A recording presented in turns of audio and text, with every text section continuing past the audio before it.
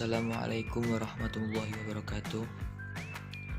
Kami dari kelompok 9 ingin mempresentasikan tugas ilmu kalam yang diampu oleh Bapak Kasan Bisri MA. Dari kelompok kami mengangkat tema tentang Wahabi dan Salafi. Anggota dari kelompok kami yaitu 1. Andini Naziela El Husna NIM 20030160076, 2. Gibran Akyas NIM 20030160066, 3. Munarif Datus Zakiyah NIM 20030160072, 4. Agil Aprianto NIM 20030160080. Materi-materi yang angkat dari tema kali ini yaitu pengertian Wahabi dan Salafi, sejarah singkat Wahabi dan Salafi, pemikiran Wahabi dan Salafi, perbedaan dan persamaan Wahabi dan Salafi. 1. Pengertian Wahabi dan Salafi. Wahabi, lebih tepatnya Wahabisme atau Salafi, adalah sebuah aliran reformasi keagamaan dalam Islam. Aliran ini berkembang dari dakwah seorang teolog muslim abad 18 yang bernama Muhammad bin Abdul Wahab yang berasal dari Najd, Arab Saudi. Aliran ini digambarkan sebagai sebuah aliran Islam yang ultra konservatif, keras atau puritan. Salafiyah atau salafisme adalah salah satu metode dalam agama Islam yang mengajarkan syariat Islam secara murni tanpa adanya tambahan dan pengurangan. Berdasarkan syariat yang ada pada generasi Nabi Muhammad dan para sahabat, kemudian setelah mereka murid para sahabat, dan setelahnya murid dari murid para sahabat. 2. Sejarah singkat Wahabi dan Salafi. Wahabi didirikan oleh Muhammad bin Abdul Wahab yang lahir pada tahun 1115 Hijriah dan wafat pada tahun 1206 Hijriah.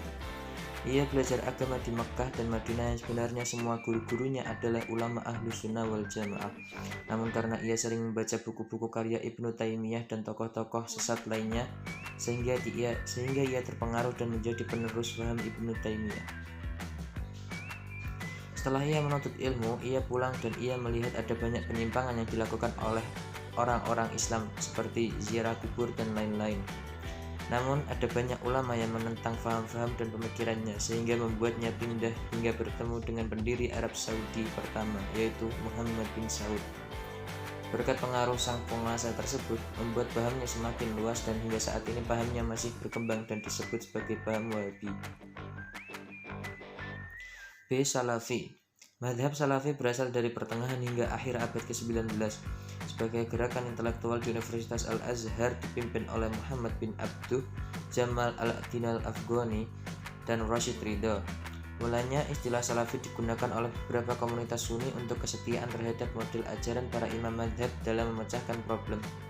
Namun kemudian ia digunakan oleh M. Abduh dan Rashid Ridha tatkala hendak membangun pembaharuan di Mesir.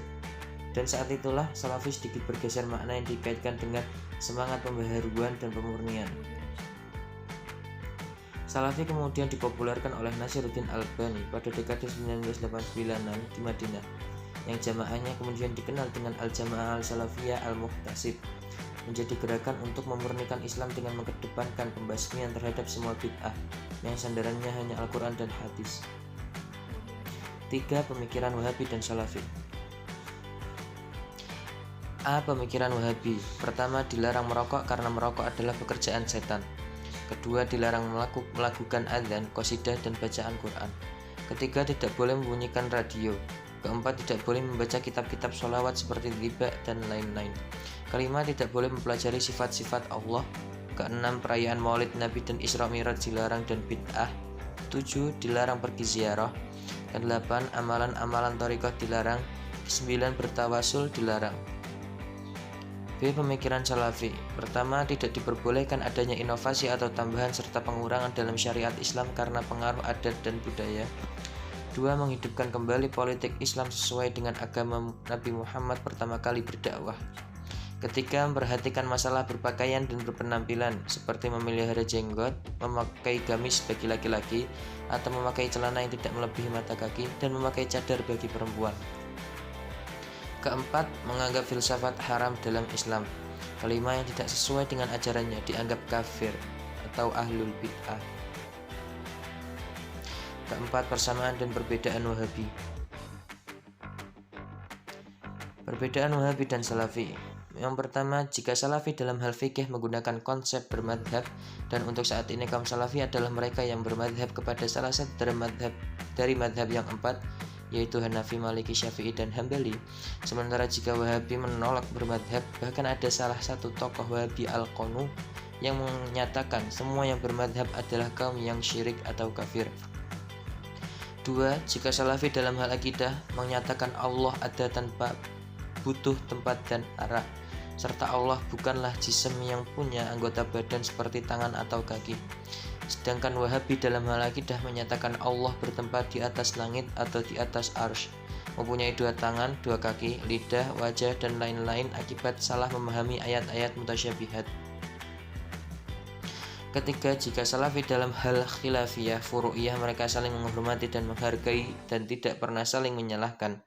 Sementara jika Wahabi, siapapun yang tidak sama dengan mereka akan mereka salahkan. 4. Jika Salafi akhlaknya tawadu, suka memaafkan, kata-katanya menyejukkan.